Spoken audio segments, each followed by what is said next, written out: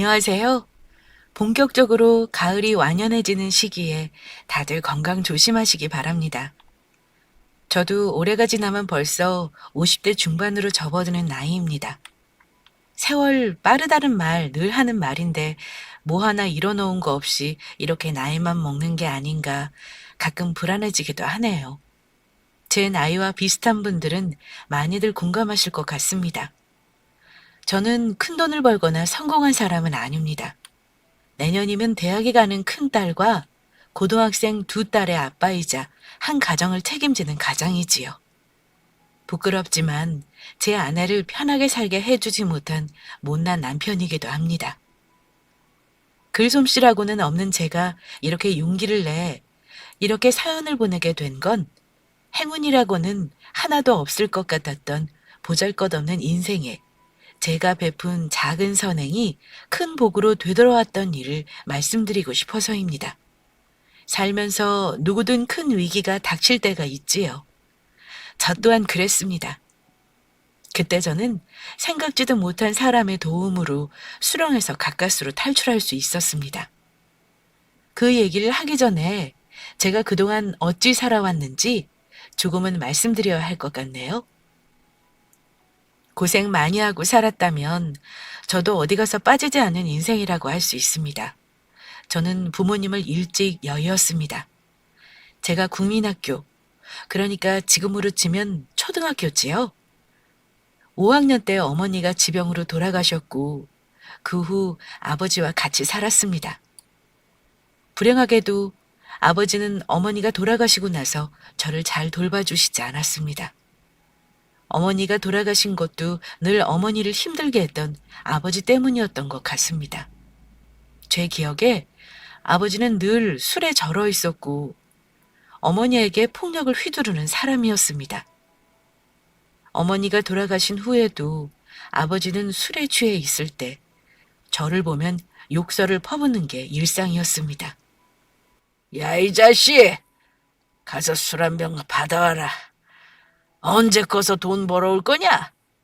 밥만 축내는 버러지 같은 자식. 생긴 거 꼭 지 엄마 같은 게 볼 때마다 열불 터지게 하네. 아빠, 저 배고픈데 돈 좀 주세요. 라면이라도 끓여 먹게요. 너는 이 아빠한테 할 말이 돈 달라는 말밖에 없지? 아버지는 제 머리를 쥐어박으며 돈을 주시곤 했고 저는 구멍가게로 달려가 라면을 사서 끓여 먹고 줄인 배를 채웠었죠. 아버지는 술이 깨어있을 때는 나가서 일을 했지만 제 기억에 아마도 막일을 하셨던 것 같습니다. 하지만 아버지는 제게 잘 수 있는 집을 제공한 것 외에는 보살펴주지 않았습니다. 한창 먹고 클 나이에 집 냉장고 안에는 늘 쉬어빠진 김치뿐이었고 이웃 아주머니들이 가끔 챙겨주는 반찬이 없거나 쌀이라도 떨어지는 날이면 굶기 일쑤였습니다. 예영 씨가 아버지는 집에 없니? 네 아버지는 어쩜 아직도 정신을 못 차리고 저러고 산다니. 아유, 딱해서 원. 아줌마가 반찬 좀 챙겨왔으니까 이거랑 밥이랑 해서 며칠간 먹어. 고맙습니다, 아줌마. 아유, 의지할 형제도 없이 너 혼자 어쩜 좋으냐. 혹시 연락할 친척들은 없는 거야? 제가 고개를 절레절레 흔들자 아주머니는 혀를 끌끌 차며 제 머리를 쓰다듬고 돌아가시곤 했습니다. 그나마 아버지가 돌아가시기 전에는 이웃의 도움으로 근근히 버틸 수 있었죠. 어쩌다 아버지가 던져주는 돈으로는 라면이나 과자를 사 먹을 수밖에 없었습니다. 그러니 제 행색은 어땠겠습니까? 늘 계절에 맞지 않은 옷과 신발로 다니는 게 당연한 일이었습니다. 그 시절에는 가난은 그냥 일상이었습니다. 저 말고도 가정 형편이 어려운 또래 친구들이 많았죠. 개중에는 중학교 때부터 아예 나쁜 짓을 선택해 자기를 지키고 다른 친구를 갈취하는 아이도 있었고요. 제게 고의적으로 접근해오는 질 나쁜 친구도 있었습니다. 하지만 저는 그런 유혹에 넘어가지 않았습니다. 그러다 중학교 때 아버지마저 돌아가셨습니다. 어머니가 돌아가시고 나서 그 전보다 더 술독에 빠져 사신 데다 건강도 별로 안 좋았는데 술 때문에 돌아가신 거였죠. 중학교 2학년인 저를 돌봐주려는 친척은 아무도 없었고요. 조부모마저 없는 저는 결국 보육원으로 가야 했습니다. 요즘에야 보육원 아이들이 배 고른 일이 없다지만 그때는 그런 시설에서 잘 먹는 일은 거의 없었습니다. 늘 배가 고팠고 환경은 열악했습니다. 18살이 되면 시설에서 나와야 하기 때문에 저는 실업계 고등학교에 진학해 고3 때부터 공장에 다니며 학업과 일을 병행했습니다. 다행히 공장에서 제공해주는 기숙사가 있어서 보육원에서 퇴소한 후 주거 문제는 해결할 수 있었고요. 고등학교 졸업 후 군대 가기 전까지 제 목표는 무조건 돈을 모으는 거였습니다. 정말 악착같이 살았지요. 그때는 토요일에도 공장이 돌아가던 시절이어서 주말 야근 가리지 않고 몸을 혹사시키며 일을 했지요. 그 당시 제가 자주 가던 식당이 있었는데요. 간판도 제대로 없는 동네 식당이었던 걸로 기억합니다. 공장에서 나와 큰 길로 통하는 비탈진 고갯길을 내려가다 보면 오른편에 나지막이 자리한 눈에도 잘 띄지 않는 식당이었죠. 저는 거기에서 제 인생에 처음으로 큰 가르침을 준 어른을 만나게 되었습니다. 아주머니, 저 볶음밥 하나 주세요. 그래, 총각. 오늘도 많이 힘들었나 봐. 일이 많은가 보지? 어찌 이 시간에 저녁을 먹고 그래? 네, 공장 일이 그렇죠 뭐. 볶음밥을 시키던 아주머니는 그 식당에서 가장 크고 깊은 그릇에 볶음밥을 담아주었습니다. 소담스럽게 올린 계란 프라이 하나와 볶아진 밥에 섞인 돼지고기를 씹으면 그렇게 맛있을 수가 없었죠. 그분은 힘들었던 제 일상에 저렇게 따뜻한 말 한마디를 건네주시는 유일한 여자 어른이었습니다. 엄마가 계셨다면 이런 느낌이었을까 가끔 생각하기도 했습니다. 저는 돈을 아끼느라 그 당시 하루에 한 끼만 밥을 먹었습니다. 그나마 공장 일을 마치고 집에 가는 길에 먹는 그 한 끼가 저에게는 낙이었죠.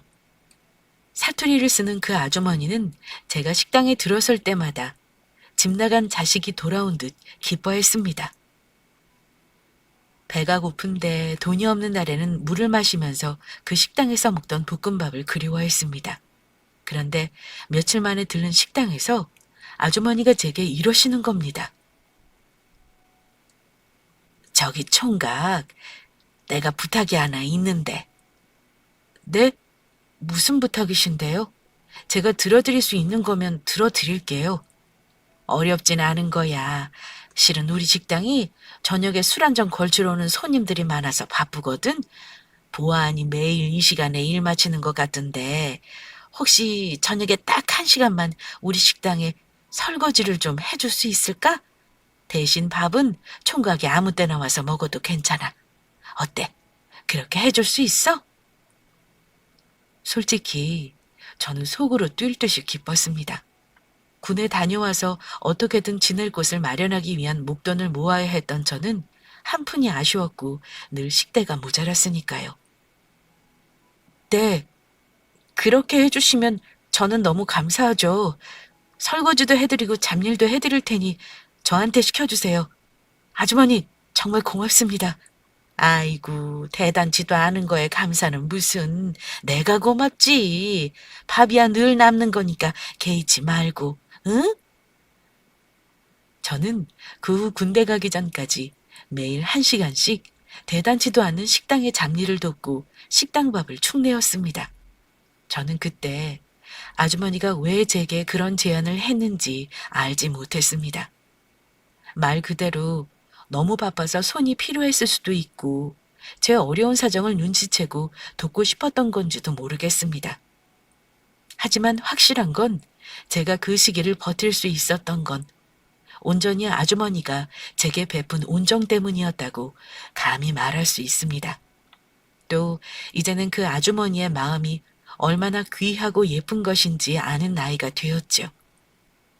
제가 받은 그 친절로 저 또한 누군가에게 작은 친절을 베풀 수 있게 된 거니 어찌 보면 제 인생의 진짜 은인이라 할 수도 있겠네요. 아무튼 그 어렵고 힘든 시절을 지나 군대에 다녀오고 나서 저는 사회에 나와 말 그대로 생존을 목표로 살았습니다. 20대에는 안 해본 일이 없을 정도였으니까요. 그러다 운 좋게도 식당 주방에서 일을 하게 되었는데 요리도 기술인지 경력이 쌓이며 나름 주방일로 잔뼈가 굵어지게 되었습니다. 여기저기 떠돌지 않고 한 곳에서 일을 하며 돈을 모았죠. 그러다가 30살이 되던 해에 얼마간의 목돈을 들고 어릴 때 살던 고향으로 돌아왔습니다. 그리고 제가 신세졌던 그 아주머니가 계신 식당을 찾았죠. 그러나 그 식당은 이미 그 자리에 없었습니다. 세월의 흔적이 가득한 그곳은 이미 비어 있는지 오래된 듯 했습니다. 아쉬움에 발길을 돌렸지만 저는 그곳에서 해야 할 목표가 있었습니다. 바로 제 가게를 운영하는 것이었죠. 제 고단했던 인생도 이곳에 돌아와서부터는 조금씩 온기가 돌기 시작했습니다. 제가 모은 돈에 어렵게 빚까지 내서 가게 보증금을 마련한 저는 제가 살던 동네에 작은 가게를 차렸습니다. 동네 사람들과 근처 공장 사람들을 위한 작은 도시락 가게였죠. 저는 그 가게에서 숙식을 해결했습니다. 시장이라고는 하지만 그때도 저는 참 가난했어요. 장사라는 게 생각처럼 쉬운 일이 아니었습니다. 하지만 저 하나 먹고 살 수 있고 조금의 돈을 남길 수 있으니 그것으로 감사했죠. 그 동네가 그리워서 돌아온 거지만 사실 저에게는 슬픈 기억이 많은 곳이었습니다. 하지만 저는 그곳을 계속 슬프게만 기억하고 싶지 않았습니다. 장사를 하다 보니 동네 사람들과도 친해지게 되고 나중에는 단골도 생겨나더라고요. 그러다가 동네 사람들 사정에 대해서도 듣게 되기도 했고요. 그러다가 늘 우리 가게에 와서 제일 싼 도시락을 싸가는 형제를 알게 되었습니다. 형은 중학생쯤 되는 것 같았고 동생은 아직 초등학교 저학년으로 보였지요. 그런데 어느 날 그 녀석이 한참을 가게 밖에서 망설이다가 들어오더니 이렇게 묻더군요. 저기 아저씨, 도시락 1,000원어치만 살 수 있어요? 그럼 살 수 있지. 잠깐만 기다려라. 아저씨가 금방 싸줄 테니. 혹시 집에 부모님 계시니? 넉넉히 싸주랴? 아니요. 아저씨 저희 아빠만 계신데 집에는 가끔 오세요. 그러니까 저희 먹을 것만 주시면 돼요. 왠지 과거의 제 모습이 겹쳐지며 측은한 마음이 든 저는 그 아이들이 참 딱했습니다. 아마도 돈이 없어 고민하다 겨우 물어봤겠지요. 저는 돈을 1,000원만 받았지만 넉넉하게 음식을 챙겨주었습니다. 작은 아이는 아무것도 모르고 좋아라 했지만 큰 아이는 제가 챙겨주는 도시락을 받아들고 얼굴을 붉히며 감사합니다. 잘 먹을게요 하며 돌아서더군요. 그 후에도 아이들은 자주 가게에 왔는데 돈이 모자라면 항상 가게 앞을 빙빙 돌다가 들어오곤 했습니다. 왜 그러는지 알면서도 혹여 아이 자존심을 상하게 할까 조심스러웠죠. 자주 오던 녀석들이 며칠을 걸으면 걱정이 될 정도였습니다. 이 녀석들이 배 곱는 거 아닌가 몰라? 내가 음식 챙겨주는 게 혹시 부담스러운 건가? 그래서 꾀를 낸 것이 있었습니다. 오래간만에 가게에 들른 그 아이에게 제가 한 가지 제안을 했습니다. 너희 혹시 매일 저녁에 올 수 있니? 아저씨가 장사가 너무 바빠서 청소를 못하거든. 매일 와서 딱 10분만 아저씨 가게 앞에 쓰레기 주워주면 아저씨가 도시락을 그냥 주마. 네? 그래도 공짜는 제가 마음이 불편한데요. 고개를 숙이며 말하는 그 아이에게 제가 웃으며 말했습니다. 공짜라니. 아저씨는 그렇게 해주면 정말 도움이 될 것 같아서 하는 말이야. 그리고 음식 남은 건 아저씨 혼자 다 먹지도 못하거든. 그런 걱정은 말고 내일부터 그렇게 하렴. 네, 고맙습니다. 이제 막 사춘기에 접어든 것 같은 그 아이의 복잡한 마음이 짐작이 가서 저는 말없이 어깨만 토닥여주곤 도시락을 손에 들려주었습니다. 사실 저도 그때 장사가 엄청 잘 되는 형편은 아니었습니다. 매달 월세도 힘들었고 돈을 모으느라 가게에서 숙식을 해결하고 있었으니까요. 딱 제 그릇만큼 베푼 작은 온정이었다고 부끄럽게 말씀드릴 수 있겠네요. 그 아이는 제가 말한 대로 거의 매일 저녁 동생을 데리고 나와 가게 앞을 빗자루질하고 정돈해 주었습니다. 그리고 제가 주는 도시락을 웃으며 받아갔죠. 오늘은 고기가 많이 남았네. 아저씨가 많이 담았으니까 집에 가서 동생이랑 많이 먹어라. 혹시 주말에 먹을 거 없으면 아저씨 가게에 와도 돼. 굶지 말고 배고프면 꼭 오렴. 네, 아저씨. 감사합니다. 저는 혹여 아이들이 미안함에 가게에 오지 않을까봐 매일 오라고 신신당부했지만 아이들은 평일 외에는 가게에 오지 않았습니다. 큰아이가 고등학교에 진학해서도 저는 아이들에게 늘 반찬을 챙겨주었습니다. 그런데 어느 날부터인가 그 형제 아이들이 더 이상 오지 않더라고요. 무슨 일이 있나 걱정되는 마음에 동네 주민에게 물어봤는데 다들 잘 모른다고 하더군요. 무슨 일인지 모르겠는데 이사 간 건 확실하다고 하면서요. 아주머니, 연준이네가 요즘 안 보여서요. 애들한테 무슨 일 있는 거 아니죠? 그 집 아빠가 죽은 모양이던데 자세한 건 나도 몰라요. 애들 아빠 죽고 집주인이 집을 빼라 그런 것 같더라고. 뭐 친척 집을 가거나 보육원 가든지 했겠지. 그나저나 참 안 됐어. 애들이 착하고 똑똑하다던데 어찌 그리 부모 복이 없는지 원. 아, 그렇군요. 애들이 참 착하던데 어딜 가든지 잘 지냈으면 좋겠네요. 그러게 말이에요. 우리 집 애들이 그러는데 그 집 큰아이가 공부도 그렇게 잘한다는데. 아유, 내가 다 속상하네요. 저는 인사도 못하고 간 그 아이들이 걱정이 되었지만 마음속으로 아이들이 늘 건강하고 잘 살기를 바랬습니다. 몇 년간 그 동네에서 장사를 하면서도 저도 형편이 점점 피었습니다. 작지만 2칸짜리 작은 다세대 주택 전세도 얻어 더 이상 가게에서 숙식을 하지 않아도 되었죠. 힘든 제 인생에 결혼은 생각도 안 했는데 동네 화장품 가게에서 일하던 예쁜 사람을 만나 기적처럼 결혼도 했고요. 30 넘은 나이에 7살이나 어린 마누라를 얻은 저는 세상을 다 가진 듯 기뻤습니다. 첫 아이를 낳고 저는 동사무소를 찾아가 출생신고를 하면서 사회복지 담당자에게 한 가지 제안을 했습니다. 그 동네 결식 아동이나 기초생활수급자 가정에 반찬을 나누고 싶다고요. 혹시 동네에 밥 굶는 아이들이 있으면 제가 좀 도와주고 싶어서요. 애들이 가게 오는 거 부끄러워할 수도 있으니 제가 일주일에 한 번씩 반찬을 동사무소에 가져다 드리고 싶은데요. 동사무소에서 그런 아이들 연계해 주실 수 있을까요? 어머, 사장님, 그렇게 해주시면 저희 행정에도 큰 도움이 될 것 같습니다. 아시겠지만 이 동네가 워낙 못 사는 동네니 그런 아이들 많죠. 그렇게 마음 써주시니 너무 감사합니다. 큰 도움도 아닌데요, 뭘. 마음 같아서는 많이 도움 주고 싶지만 저도 하루 벌어 먹고 사는 처지라 이렇게 작은 도움 드려 부끄럽네요. 저는 일주일에 한 번씩 동네 결식 아이들을 위해 반찬 봉사를 시작했습니다. 항상 눈에 밟혔던 그 아이들이 떠오르더군요. 말이 봉사였지만 실은 제 마음이 오히려 위로받는 기분이었습니다. 소문내고 싶지 않은 선행이었는데 그 일을 15년 넘게 하던 어느 날 동사무소 직원이 제게 그러더군요.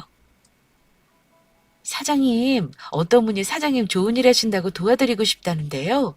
반찬 봉사에 후원하고 싶다고 매달 이렇게 50만 원을 내주시겠대요. 아이고, 그래요? 그런 분이 우리 동네에 계셨군요. 혹시 그분 성함이라도 좀 알 수 있을까요? 아니요, 그분이 익명으로 후원하기 원하세요. 알려지는 걸 원치 않으신대요. 젊은 남자분이시던데. 개인정보라 저는 여기까지밖에 말씀을 못 드리겠네요. 그 익명의 후원자 덕에 저는 더 많은 가정의 반찬을 후원할 수 있게 되었고요. 그렇게 시작한 반찬 봉사는 지금까지 하고 있습니다. 물론 세월이 흐르며 도시락 가게는 더 이상 장사가 예전처럼 되지 않아 아내와의 상의 끝에 식당으로 업종을 바꿨고요. 식당으로 변경하고 나서는 오히려 장사가 더 잘 되었습니다. 그리고 기쁘게도 우리 부부는 장사하던 그 가게를 우리 소유로 만들었습니다. 그날이 제 인생에서 손에 꼽는 기쁜 날이었죠. 그 세월 동안 저는 두 아이의 아빠가 되었고 힘들어도 망하지 않고 이렇게 살림을 일궈내었으니까요. 아이들이 커가는데 학원을 보내고 뒷바라지 하느라 빠듯하긴 마찬가지였지만 먹고 살 걱정하던 젊은 날에 비하면 마음만은 부자였습니다. 그렇게 큰일 없이 인생이 풀리려나 했는데 아니나 다를까 고난은 생각지도 못했던 곳에서 나타나더군요. 어느 날 30대 초반으로 보이는 여자가 혼자 우리 식당에 와서 순두부찌개를 시켰습니다. 그 동네는 관광객도 없고 외지 사람이 많이 없는 곳이라 우리 가게를 오가는 사람은 제가 거의 얼굴을 아는데 처음 보는 사람인데다 차림이 화려한 편이었죠. 별다를 것 없이 주문을 받고 주문받은 대로 음식을 내주었습니다. 그런데 한참을 먹던 그 여자가 갑자기 소리를 지르더군요. 어머 사장님, 여기 이것 좀 보세요. 국에서 뭐 이런 게 다 나와요? 거의 다 먹었는데 어쩜 좋아. 이거 어떡하실 거예요? 놀라서 달려간 제 눈에 보인 건 황당하게도 피다만 담배꽁초였습니다. 저는 담배도 피우지 않는데 국에서 그런 게 나왔다니 당황스럽기만 했죠. 아이고 손님 죄송합니다. 제가 국 다시 내오겠습니다. 아니 제가 식사값은 안 받겠습니다. 그런데 우리 식당에서 담배 피우는 사람이 없는데 그런 게 나온 게 좀 이상하네요. 정말 국에서 나온 게 맞을까요? 뭔가 이상했지만 일단 사과부터 하는 게 맞다고 생각했죠. 그런데 그 여자가 제 사과를 듣고 더 화를 내더군요. 그럼 제가 먹던 국에 꽁초를 미쳤다고 넣겠어요? 대체 음식 관리를 어떻게 하기에 이런 게 나와요? 정말 이맛 다 버렸네. 식사값이 문제가 아니라 이거 어떡하실 거예요? 머리카락도 아니고 담배꽁초라뇨. 아이, 그러게요, 손님. 저희가 위생관리를 엄청 철저하게 하는데 왜 그런 게 나온 건지 저도 잘 모르겠네요. 어쨌건 저희 잘못이니 이만 화 푸시고 다음에 오시면 저희가 한 끼는 식대 안 받고 대접하겠습니다. 정말 웃기네요. 고작 식대로 지금 이 문제를 해결하겠다는 거예요? 지금 내 몸에 이미 엄청난 게 들어가 버렸는데? 여자는 생각보다 만만치 않았습니다. 서비스업 하시는 분들은 알겠지만 음식 파는 사람들 입장에서 손님은 무조건 갑입니다. 게다가 음식에서 이물질이 나오거나 이물질로 손님 몸에 상해를 입히면 심할 경우 고소하는 경우도 있거든요. 그래서 이럴 경우 무조건 사과가 먼저이고요. 여자는 가만히 있지 않겠다며 돌아가긴 했습니다. 저는 식대도 받지 않았고 끝까지 사과의 말씀을 드렸지만 왠지 모르게 좀 찝찝했죠. 그런데 그 찝찝한 예감이 딱 맞더군요. 며칠 후 저희 가게에 나타난 그 여자는 진단서 하나를 제게 들이밀었습니다. 여기 진단서예요. 제가 여기서 밥 먹고 나서 장염이 걸려서 설사를 엄청나게 했어요. 3일 내내 아프다가 병원에 갔더니 글쎄 장염이라네요. 뭐 때문이겠어요? 제가 이 집에서 담배꽁초 나온 찌개 먹고 나서 아팠다고요. 사장님은 어쩔 거예요? 저 이거 고소할 거예요. 구청 위생과에도 신고할 거예요. 그럼 여기 100% 영업정지인 거 알죠? 네? 아니 아가씨, 나한테 무슨 억하심정이 있어 그러는지 잘 모르겠는데 이건 너무 심한 거 아니요? 말했지만 우리 가게는 담배 피우는 사람이 없어요. 이런 이물질 나온 것도 석연찮은데 이렇게까지 하는 이유가 대체 뭐요? 사장님, 생각 잘하세요. 제가 사장님 가게 하나 망하게 하는 거 이 손가락 하나면 충분하거든요? 무슨 말인지 아시죠? 그거 원치 않으시면 고소 전에 합의금을 주시던가요? 그때 저는 그 여자가 저를 협박하고 있는 거라고 눈치챘습니다. 그때는 인터넷으로 가게 하나 망하게 하는 건 우습지도 않았죠. 우리 가게를 악의적으로 모함해 망하게 할 수 있으니 자기에게 돈을 달라는 거였고요. 그런데 저는 제가 하지도 않은 잘못으로 그 여자에게 돈을 줘가며 그 일을 무마시키고 싶은 생각은 없었습니다. 해볼 테면 해봐요.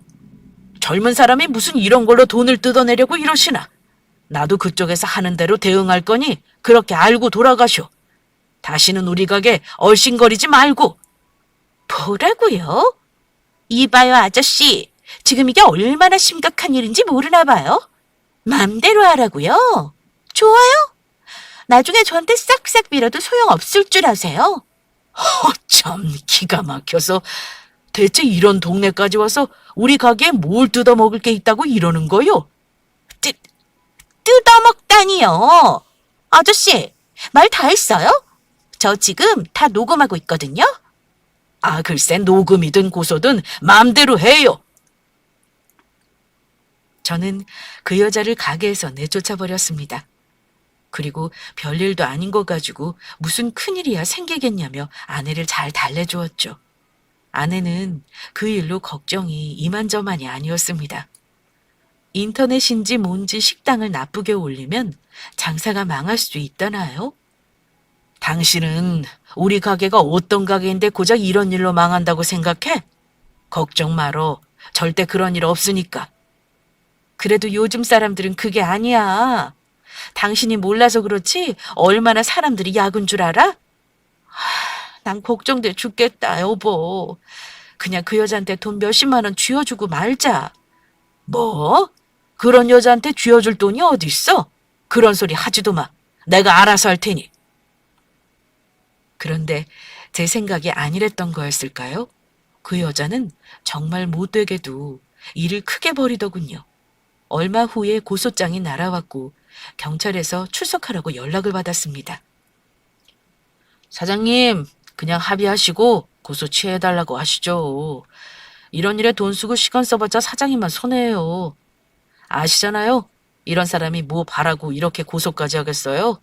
증거랍시고 사진이면 진단서면 다 첨부했는데 사람 하나 바보 만드는 거 쉬워요. 괜히 변호사비 몇백 쓰고 힘 빼지 마시고 그냥 제 말대로 하시죠. 내가 잘못한 게 없는데 무슨 합의를 합니까? 경찰관님, 저도 맞고서 하렵니다. 도저히 억울해서 이대로는 못 넘어가겠네요. 게다가 엎친 데 덮친 격으로 위생과에서는 공무원이 나와 주방을 조사하겠다고 하더군요. 그러면서 민원이 들어온 거라 자기들도 어쩔 수 없다고 이물질이 나온 게 맞으면 행정적인 조치를 해야 한다고 하길래 억울하다고 하소연했습니다. 게다가 인터넷에 그 여자가 뭐라고 올렸는지 가게 손님이 아주 뚝 끊겨버렸습니다. 동네 장사인데도 정말 거짓말처럼 매출이 반에 반토막이 났습니다. 아주 우리 가게를 망하게 하려고 작정을 한 듯 했습니다. 아무 잘못도 안 하고 밤낮으로 고생하는 우리 부부에게 왜 이런 일이 일어나는 건지 세상이 원망스러울 정도였습니다. 난 참, 대체 이게 무슨 큰일이라고 이렇게까지 되는 거야? 여보, 내가 그랬잖아. 그냥 그 여자한테 몇십 주고 끝날 일을 왜 이렇게 만드냐고. 그런 말 말어. 나도 맞고 서로 대응할 거니까. 제발 일 좀 복잡하게 만들지 말자. 당장 이번 달 대출이자부터 걱정해야 할 판이야, 지금. 당신 그 반찬 봉사는 이 일 마무리될 때까지는 하지 말아봐. 그 일이 이거랑 무슨 상관이라고 그래? 당신은 그냥 신경 쓰지 마. 내가 다 알아서 해. 걱정하는 아내에게 큰 소리는 쳤지만 저도 속이 썩기는 마찬가지였습니다. 그런 일이 생겼다고 하던 봉사를 그만둘 수는 없었죠. 늘 하던 대로 동사무소에 반찬을 배달해놓고 차 한 잔을 얻어 마시면서 혹시 행정기관이니 제 일에 조언을 해줄 수 있지 않을까 싶어 그간 있었던 일을 털어놨습니다. 동사무소 직원은 자기 일처럼 안타까워 했습니다. 세상에, 뭐 그런 나쁜 년이 다 있나요? 사장님, 이렇게 좋은 일 하시는 분인데 그런 것도 모르고 제가 다 속상하네요. 제가 도움은 못 드리겠지만 아는 법률사무소는 있는데 혹시 연락처 하나 드려볼까요? 제가 사장님 당하신 일 대충 말씀드려 놓을게요. 큰 도움이 안 돼서 죄송하네요. 아이고, 주무관님. 이 정도만 해도 정말 고맙겠어요. 내가 잘못한 것도 없는데 돈을 써서라도 이 억울한 거는 꼭 풀고 싶네요. 연락처만 주시면 며칠 있다 연락드려보죠. 그리고 며칠 고민 끝에 저는 변호사를 써서 이 일을 해결해야겠다 결심했습니다. 아내에게 가게를 맡기고 밖으로 나서려는데 갑자기 저를 고소한 그 여자가 가게 문을 열고 들어오는 겁니다. 이봐요, 사장님. 연락을 안 주길래 제가 와봤네요. 경찰한테 드리니 맞고소 하신다면서요. 그냥 전과자 되고 싶으신가 봐요. 합의로 끝날 일을 그렇게 크게 만드시게. 뭐요? 이 여자가 진짜 미쳤구먼. 당신이 이런 식으로 돈 뜯어내는 게 수법이야? 대체 얼마를 원하길래 이러는 거요? 300에 합의 보죠. 뭐 정 힘들면 50 정도를 깎아드릴 용의는 있어요. 제가 장염에 걸려서 2주 넘게 일을 못 나갔고요. 그것 때문에 손해본 게 얼마인 줄 아세요? 그 정도면 싸게 받는 거예요. 뭐요? 300? 어이가 없어 뒷목을 붙잡고 있는데 하필 그때 가게 문을 열고 말쑥한 차림의 키 큰 남자가 가게로 들어오더군요. 아, 손님, 죄송하지만 오후 장사는 좀 어려울 것 같네요. 다음에 다시 오시면 맛있게 해드리겠습니다. 그 여자와의 실랑이가 금방 끝날 것 같지 않아 저는 손님을 돌려보내려 했습니다. 사장님 안녕하세요. 밥 먹으러 온 게 아니고요. 저는 법무법인 광장에서 나왔습니다. 제가 얼마 전에 지인한테 이 식당 사장님이 공경에 처했다고 연락을 받았는데 전화가 먼저 없으셔서 연락도 없이 이렇게 먼저 나왔습니다. 예? 아이고, 안 그래도 제가 방문을 드리려고 했는데 어찌 이렇게 직접 오셨습니까? 일단 앉으시죠. 제가 내용을 대충 전달받았습니다만 마침 저기 저 여자분이 사장님을 고소하신 분이신가 보네요. 잘 됐네요. 다 모인 김에 말씀드리는 게 낫겠군요. 저는 법무법인 광장에서 나온 변호사입니다. 변호사라는 말을 듣자 그 여자는 당황하는 듯 했습니다. 변호사요? 그런데 뭐 어쩌자는 거예요? 나는 이미 진단서 다 끊었고 여기서 담배꽁초 다 경찰서에 냈어요. 누가 불리한 건지 모르시겠어요? 합의금 주면 고사 취할 테니까 그거 주고 여기서 끝내시죠. 글쎄요. 기왕에 이렇게 일을 키웠으니 끝까지 가봐야죠. 경찰에 제대로 수사해달라고 요청할 겁니다. 그 담배꽁초에 누구 유전자가 묻어있는지도 확인해야 할 거고요. 그리고 범죄라고 밝혀지면 합의금은 여기 사장님이 아니라 그쪽에서 준비해야 할걸요. 그쪽 때문에 여기 사장님 2달이 다 되도록 장사 망친 거 손해배상도 하셔야 할 거고요.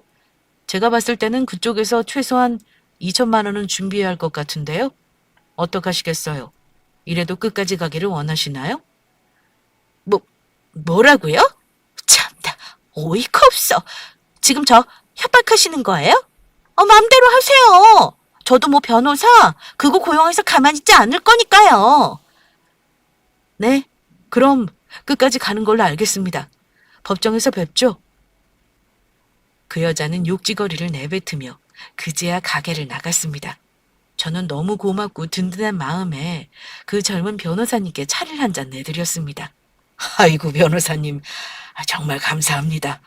어찌 이렇게 타이밍도 딱 맞춰 오셨는지요? 지금 변호사님 사무실 가서 수임료 결제하고 앞으로 어찌하면 되는지 상담하죠. 그런데 제 말을 들은 변호사님은 말없이 차를 한 모금 마시더니 저를 보고 빙그레 웃더군요. 사장님, 돈은 필요 없어요. 제가 사장님 돈 받자고 여기까지 왔겠어요? 이러는 겁니다. 저는 영문도 모르고 변호사 얼굴만 바라보고 있는데 아저씨, 아무리 세월이 흘러도 저는 아저씨 알아보겠는데 혹시 저 모르시겠어요? 다시 좀 자세히 보세요. 제가 누군지. 네? 아니, 아무리 봐도 아니, 설마. 자세히 보라는 말에 얼굴을 자세히 뜯어보니 그 옛날 제가 도시락을 챙겨주던 아이의 얼굴이 갑자기 겹쳐지는 겁니다. 혹시 너 연준이니? 혹시 17년 전에 그 연준이 선준이 형제 맞니? 이렇게 보니 알겠구나. 이게 대체 어찌 된 거야? 네가 내 일은 어떻게 알고 온 거냐? 어? 아저씨가 가끔 너희 형제 생각 많이 했었는데 그동안 잘 지낸 게 맞는구나. 이렇게 훌륭하게 컸어. 어? 동생은 잘 지내니? 네, 동생도 잘 있어요. 그때 우리 먹여 살려준 게 아저씨잖아요. 저 살면서 아저씨 한 번도 잊은 적 없어요. 실은 반찬값 후원한 것도 저고요. 조만간 인사드리려 했는데 이런 일로 뵙게 되네요. 뭐? 그 젊은 후원자라는 양반이 너였어? 진즉에 나한테 오직을 했어, 이 녀석아. 공부하느라 그동안 고생 많았겠구나. 아저씨는 지금 너무 기쁘다, 기뻐. 아버지가 돌아가시고 천안에 있는 고모가 저희 돌봐주셨어요. 다행히 여유가 있으시고 자식이 없으셔서 저랑 제 동생 뒷바라지 다 해주셨고요. 저는 결혼도 했어요. 그때 아저씨가 주신 도시락 보면서 언젠가 꼭 은혜 갚을 거라고 결심했었거든요. 공부하면서도 항상 기억하고 있었고요. 그때는 어려서 아저씨한테 고맙다는 말씀도 제대로 드리지 못했네요. 지금 제대로 인사드리고 싶어요. 아저씨, 제 절 받으세요. 하면서 식당 바닥에 엎드려 큰 절을 하는 겁니다. 저는 허둥대며 같이 맞절을 하고는 손을 맞잡았습니다. 못 본 세월이 오래인데도 너무나 벅차올라 눈물이 나더군요. 내가 비록 큰돈 버는 인생은 못 살았지만 너를 보니 헛산 것 같지는 않구나. 정말 잘 됐다. 이렇게 커져서 참 고맙구나, 연준아. 네, 이 일은 걱정 마세요. 제가 깨끗하게 해결해 드릴게요. 산전수전 다 겪은 제게 이런 기쁜 일이 일어날 수도 있었네요. 비록 뜻하지 않게 안 좋은 일을 당했지만 그 옛날 작은 인연이 이런 식으로 제게 도움이 될 줄은 몰랐습니다. 그 후 연준이는 수임료도 받지 않고 제 일을 해결해주기 위해 바쁘게 움직여줬습니다. 그런데 어찌 되었는지 아세요? 저를 고소한 그 여자는 상황이 불리하게 돌아가자 고소를 취하하겠다고 나왔습니다. 하지만 저는 거기서 일을 마무리하고 싶지 않았습니다. 저는 그 여자를 형사고발했습니다. 영업방해와 사기죄로요. 그런데 나중에 경찰에서 수사를 하게 되면서 알게 된 사실이 있었습니다. 그 여자는 제 가게뿐만이 아니라 다른 곳에서도 음식에 이물질을 넣고 공짜로 먹거나 식당 주인을 협박해 영업을 방해하고 합의금을 갈취한 상습, 사기범이었습니다. 제가 합의하거나 고소하지 않고 끝났다면 저 말고도 다른 피해자들이 분명 더 나왔을 거라 확신합니다.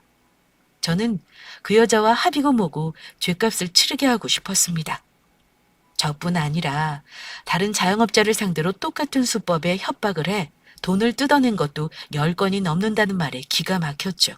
결국 그 나쁜 년은 사기 혐의로 징역 1년 실형 선고받았습니다. 민사로 손해배상 청구도 했고요. 제가 꼼짝없이 당할 뻔한 일이었는데 연준이 도움을 많이 받았네요. 해결되기까지 시간이 좀 걸리긴 했지만 다행히 그 후 매출도 회복됐고요. 우리 식구 먹고 살 정도로 벌고 있으니 늘 감사하는 마음으로 살고 있습니다. 그 후 변호사가 된 연준이는 가끔 가게에 들러 저와 술 한 잔씩 하고 갑니다. 우리 아내는 연준이가 오면 버선발로 뛰어나가 기뻐하며 맞이합니다. 저 역시 그놈 얼굴 볼 때마다 참 신기하다는 생각이 듭니다.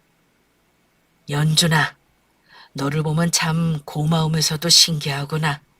네가 그 세월 나를 잊지 않았던 것도 고맙고 이렇게 내 눈앞에 나타난 나를 도와준 것도 고마워. 대단치도 않은 도시락 챙겨준 게 이런 식으로 돌아올 줄은 몰랐다. 내가 요즘 무슨 생각 드는 줄 알아? 작은 인연도 소중하게 여겨야 한다는 거야. 네가 나를 이렇게 도와준 것도 고맙지만 앞으로는 다른 사람들한테도 많이 베풀고 살아라. 아저씨는 그걸 바래. 예, 잘 알겠습니다. 그때 저한테는 아저씨가 주시는 그 도시락이 생명줄이었어요. 아저씨한테는 10,000원어치도 안 되는 호의였지만 받는 저는 100만 원보다 가치 있는 거였다고요. 저도 아저씨처럼 베풀면서 살고 싶어요. 어려운 사람 도와주고요. 그나저나 아저씨, 저 반찬 후원금 이번 달부터 100만 원으로 늘릴까요? 제가 요즘 좀 잘 나가서요. 100만 원은 좀 우습네요. 뭐 이 녀석? 100만 원이 우습다니. 네 팔자가 부럽다 이놈아. 그 일 이후 저는 앞으로 남은 인생을 사는데 내 작은 행동이 항상 복 짓는 일을 한다는 책임감을 가지고 삽니다. 아주 작은 선이었지만 받는 입장에서는 큰 도움이 될 수 있다는 걸 그때는 생각지 않았었네요. 그저 밥 굶지 않고 지내는 정도겠구나 했는데 연준이 말을 들으며 느낀 바가 참 많았습니다. 생각해보니 젊은 시절 제게 호의를 베풀어 주신 식당 아주머니로 인해 저도 누군가에게 베풀고 살겠다는 결심을 한 거니까요. 나쁜 일이든 좋은 일이든 내가 행한 대로 돌아온다는 것을 믿게 된 것도 50이 넘은 지금 이런 일을 겪고 나서야 깨닫게 되었고요. 그러니 제 사연 들으시는 분들은 작은 일이라도 늘 선한 마음으로 베풀며 살아가시라 감히 말씀드리고 싶습니다.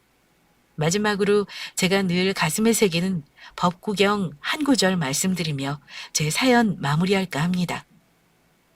복이 없을 것이라 생각하여 작은 선행이라도 가벼이 말라. 물방울 하나가 비록 작아도 자꾸 모여서 큰 그릇 채우나니 무릇 이 세상에 가득한 복도 작은 선이 쌓여 이룬 것이다. 어떤가요? 오늘 제 사연과 딱 맞는 구절이 아닌가 합니다. 애청자 여러분, 그럼 오늘도 복 지는 하루 되시기 바랍니다. 감사합니다.